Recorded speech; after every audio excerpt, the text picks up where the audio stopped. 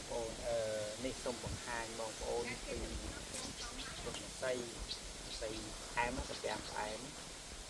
ស័យទាំងផ្អែមហើយយើងដឹងហើយស័យវាថាប្រយោជន៍ច្រើនស្លឹកវានេះបើធំៗវាអាចយកវិចនំបានប្រភេទស័យមួយទៀតធំវាយកវិចនំបានវាយកវិចនំអានំទឹកពងគេហើយទៅទាំងវា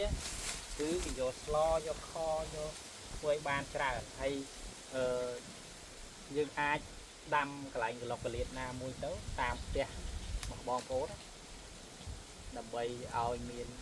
ទាំងហូបយើងទៅយកទៅប្រើប្រាស់បានបាទយើងណែនាំឲ្យបងប្អូន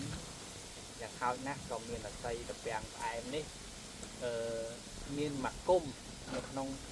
ផ្ទះដែរនៅក្នុងភូមិបងប្អូនវាគ្រាន់បើជាងយើង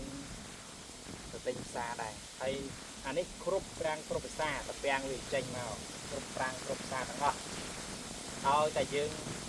ពូនដីវាឬក៏យើងចាក់កាមឬក៏ជុំកាម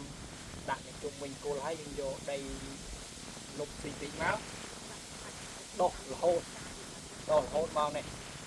អត់មានគិតថាខែប្រាំងខែឧស្សាហ៍ហើយយើងស្រោចទឹកវាតិចទៅវាចេញ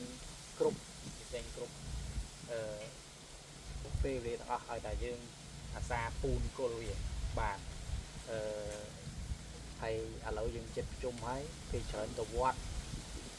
យើងខតពាំងបាទពេលច្រើនទៅវត្តពេលច្រើនខតពាំងនឹងហ្មងបាទ